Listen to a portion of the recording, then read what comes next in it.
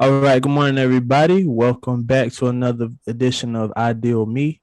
I am Lamar Whitby, and today our guest, uh, Russ Dudley, life after sports, top notch performance, personal trainer, just all around good guy that cares, that cares about his people and just want to see everybody make it to the next level in a different way. So, hmm Russ, thank you for joining. Yes, sir. You're welcome. You're welcome. Thanks for having me. No problem, no problem. You you have a being a personal trainer. You have a relationship with athletics. What is that? I guess my relationship with athletics, and all is more so athletics or athletes. You want to know about which one? Both. Like, what's your journey with just a little snippet? Um, What's your journey within sports? my journey was I played sports, with of course, and I played sports in high school, elementary, youth, and all, and went from youth to all the way to college, and then went from college to a little bit of pros or whatever. And after that, I was like, most guys want to become, coaches. Most guys fall into the coaches thing after they're done. I Right. didn't really do that. I wanted to fall into where I could sit here and be more so helpful. Yeah, at the end of the day, I'm not saying coaches are not helpful, but I just knew I didn't want to be into a big group of athletes or guys or whatever like that. I kind of want to touch somewhat on an individual basis at the end of the day, because sometimes when you get on the individual basis at the end of the day, you got to get to know that person more personally. You Right. understand? So when you're in a group, it's kind of like you're pushing guys out all the time, and then you really never get to sit here and kind of build a trust because you're waiting on the next guys to come along, and then the next guys, the next guy. I kind of want to slow it down and get to know that person personally. So I always told myself that two things when I get into this training world that I always wanted athletes or that person to know. I want them to know that I love them, the person, more than I love them more than the athlete. It's a big, that's a big difference, because you the person is going to be with me forever. You the athlete, everybody going to know you and all like that, and think they know you. But I want you to know that I know you as a person. I love more you of the person, and I love you more than the athlete. And so that's kind of how I got started. Building trust. You have to build Right. trust. A lot of these athletes go through a lot of things, and if they trust you, then they'll share things with you, and then it's up to you to kind of hold it, especially the younger athletes, the things that they go through, peer pressure, you know, uh, you know, not only just peer pressure, but trying to sit here and get there to chase that dream. And it's all good, but I want them to know everybody ain't gonna make it. And Right. if they make it, then what? It's therapy to them at the end of the day. It's like mama gotta eat, daddy gotta eat. Or it's 9 times out of 10 in the African American world, it was only mama there. And Right. it's like, oh, that person really gotta make it. And I'm like, well, football is not the only way, or basketball or baseball. Being a professional athlete is not the only way to make money. You can be a millionaire and take care of mama a different kind of way. So I guess Yeah. that's kind of how I kind of got into it, and I loved it at the end of the day, and I love what I do. I love what I Much do. much respect, sir. Much respect. You you've been everywhere from, like you said, to professional sports. You've helped people make it to that level. What is that one thing? Because at the end of the day, in a lot of, like, you talked about getting to know the person personally, right? Which is something a lot of people, regardless what career, like they don't necessarily care about the person that they're involved with, right? So your heart is you're on another level, right? So Yes. how do you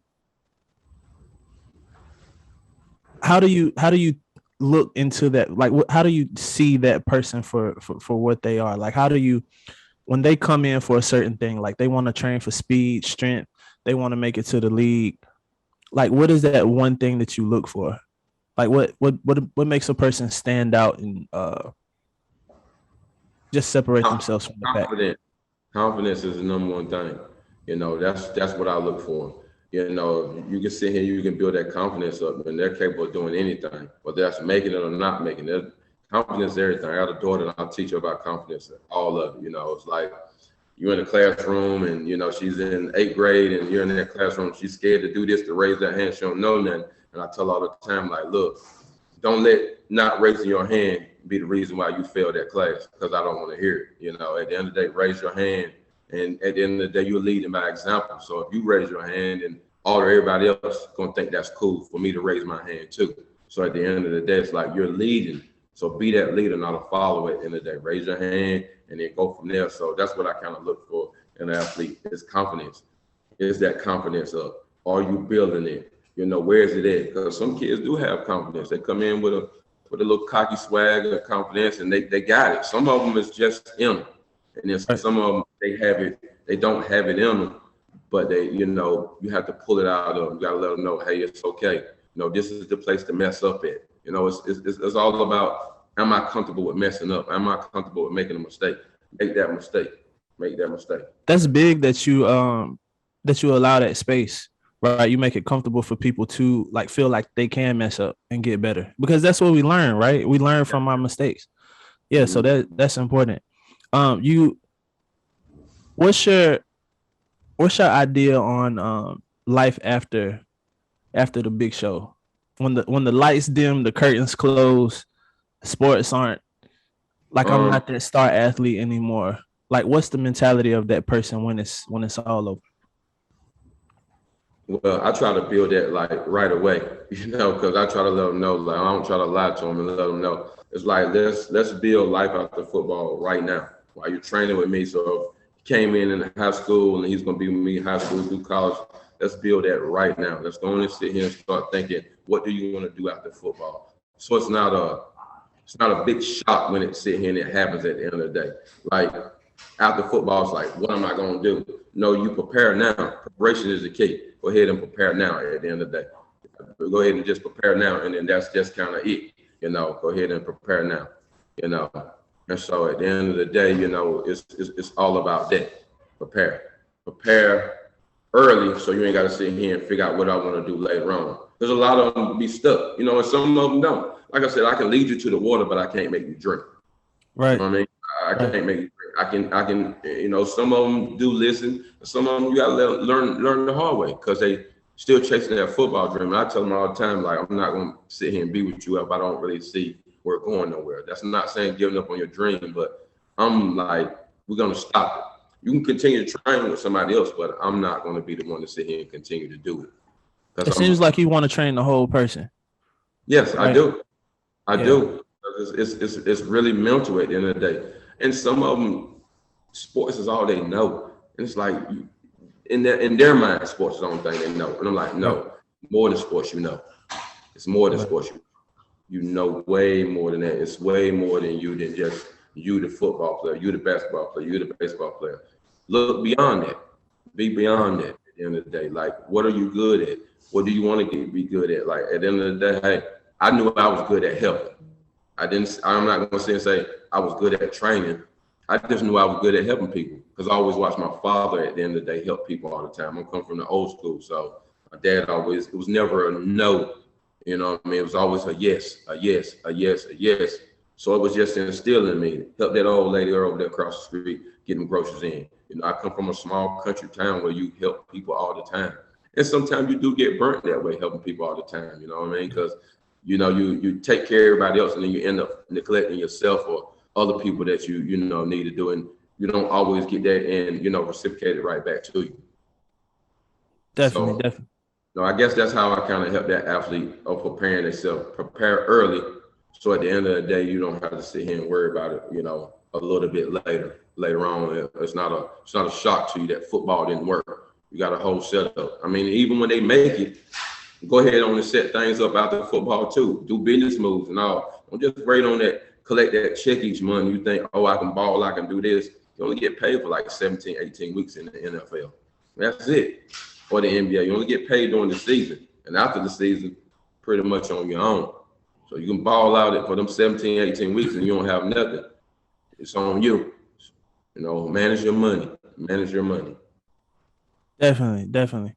A lot of people wouldn't teach that, right? I'm gonna get you prepared for the draft, or we're gonna get through this. and that's all it is, right? And run me my check at the end of the day. It's not. That's, I don't necessarily see you as a person. I see you as a number and a way to pay my light bill. So I mm, much respect for that. Just not to hold you because I know we're on limited time. So if we look at just looking at yourself, um where you are in life, who you are, what is the what or who does the what is the ideal you look like? When we look at Russ in the mirror, we say, Russ, the ideal you is this. What is that? Or who is that? and the idea of me is like building a platform to allow others to grow. That's who I want Russ to be, the ideal person. He built something. He believed in me when he didn't. Nobody did. He believed in me as the individual at the end of the day that wanted to be something that they never thought they could be.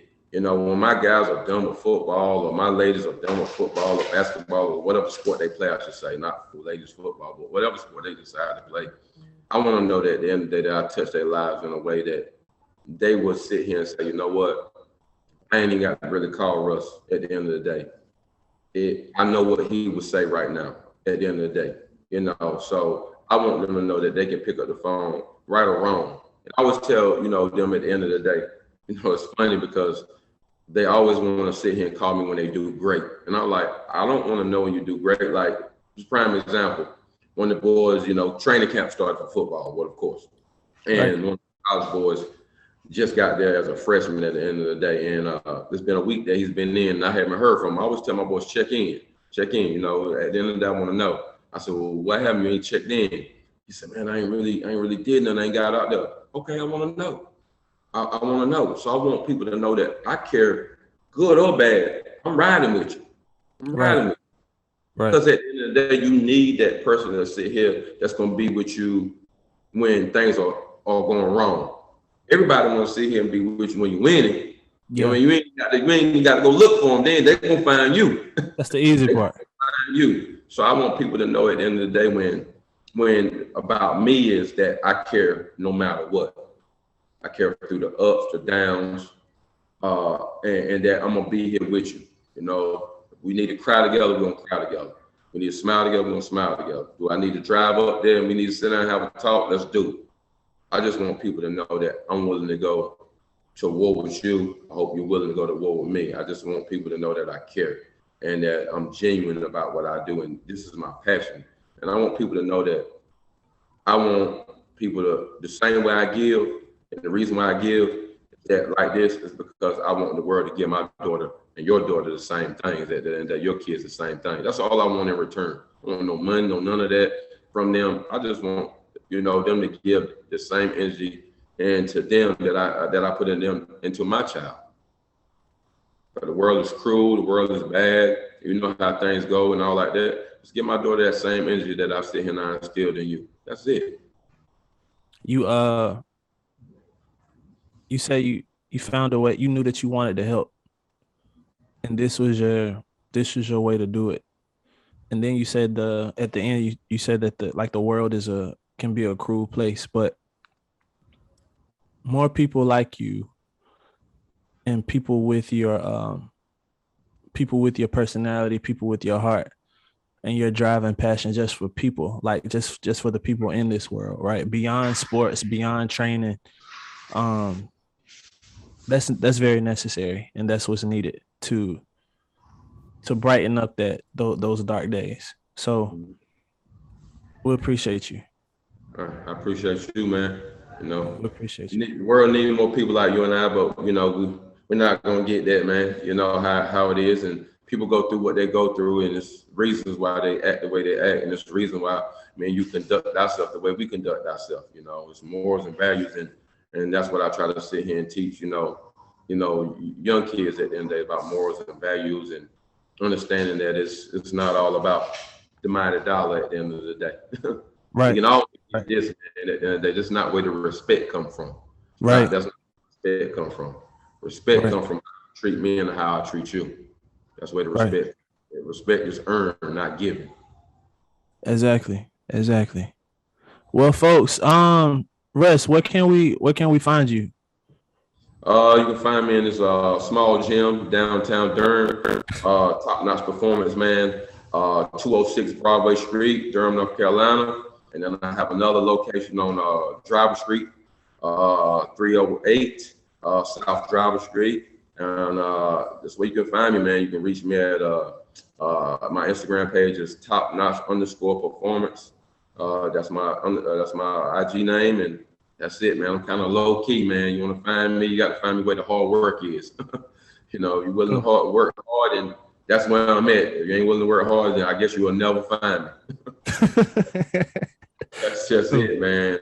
I'm a day and night guy. I'm up at 3 o'clock in the morning, 3:30 in the morning, and I probably done maybe like 7 to 8 at night, man.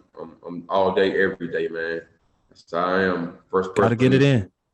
Yeah, I get it in. I get in, get myself in first. I ride my bike 35 miles. I'm a cyclist, so I ride my bike 35 miles every morning at 4. And from there, my day start. My day start, man. Every day. Every day, man. Every day, Monday through Friday, I'm riding at 4 in the morning, 35 miles. So, yeah, man, I'm an early bird, man.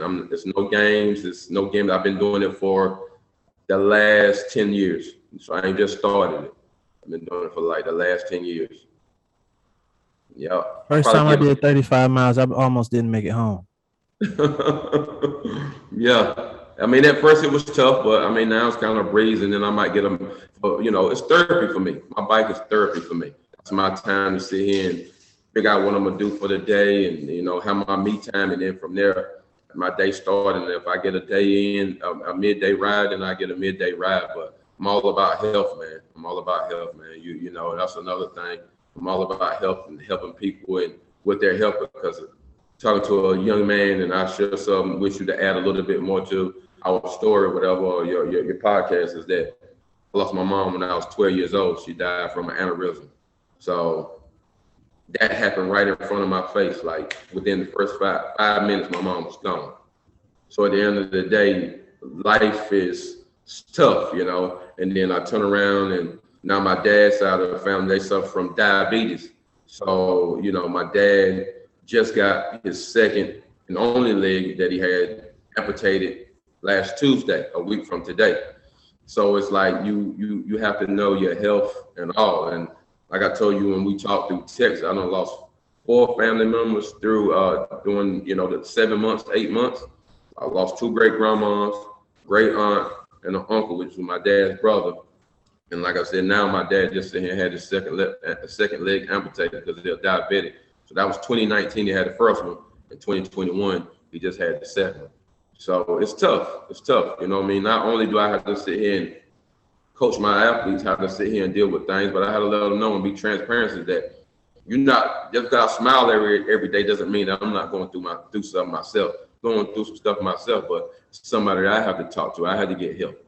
But like I said, dealing with a mother that passed away at the age of 12, really like think things happen for a reason, we say, right? And we don't want it to happen for that reason. But I think God had already prepared me to kind of be tough and have tough skin from day one, from an early age, from adolescent.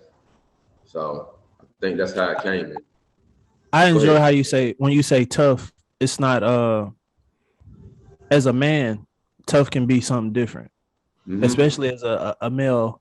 When we talk about men in athletics, tough can mean something totally different, right? It Yeah. means uh, always keeping composure. We're not showing any pain, right? None of that. You're not seeing me cry. We're not even talking about that.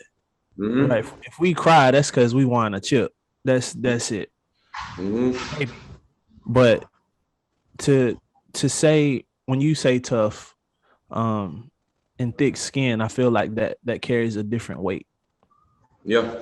Yeah. It does. I mean, tough don't mean you can't cry. Tough mean at the end of the day that you gotta let it out and you gotta sit here and I still got a job to do at the end of the day. And I had to let people know at the end of the day, I still got to be professional. I can't come in with an attitude, whatever like that. So I always say here and say, I'm never going to let my personal life affect my work life at the end of the day. And if it does, then I need to sit here and I need to stop work for a minute and give me some mental health time at the end of the day, so to speak. So I need some me time if I feel like it's affecting my work and my job. I still got to be professional. But at the end of the day, if I need to cry, I need to step out, then I'm gonna do that at the end of the day, and then I'm gonna get myself together, and I'm gonna get right back rolling. So tough is being, yeah, have some thick skin, but it's also the crying, the emotions, the all of it. You got to feel it all in order to sit here, and that's my sign of toughness. Not sitting here hiding it, because you ain't hiding it from nobody. You know what I mean? You might be hiding, but you're dealing with it internally. So my tough is, even when I'm riding my bike in the morning, my toughness is pedaling that bike when I'm sitting here and I'm crying, I'm letting that pain out. I'm getting it all out at the end of the day so I can feel better. So that's my definition of toughness, and sharing things, and and letting people know, hey, I need you. I need you. Same thing you going through, I'm going through. Might be a little bit worse at the end of the day, but hey, if I could push through this for 19 years or whatever of being in business, then you can push through it too. So I just try to sit here and be an example to everybody that, hey, I mean, most people would have folded and said, dang, man, you done dealt with all this, then the third. My aunt always tell me, so you're a tough son of a gun.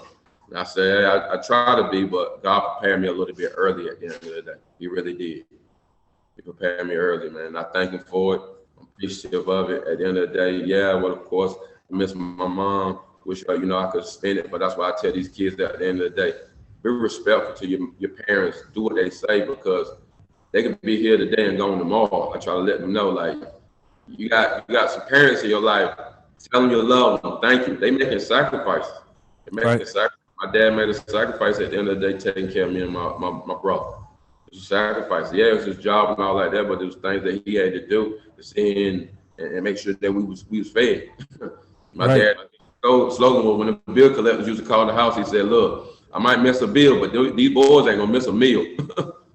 That's the way it go. That's the way it is. I got two boys to feed. Like, do what you're gonna do, but I gotta feed them. And I always stuck with me at the end of the day that, hey, something I got to feed, man. I might miss this, then third, but I got a daughter and a family to take care of, and I got to do that. Respect.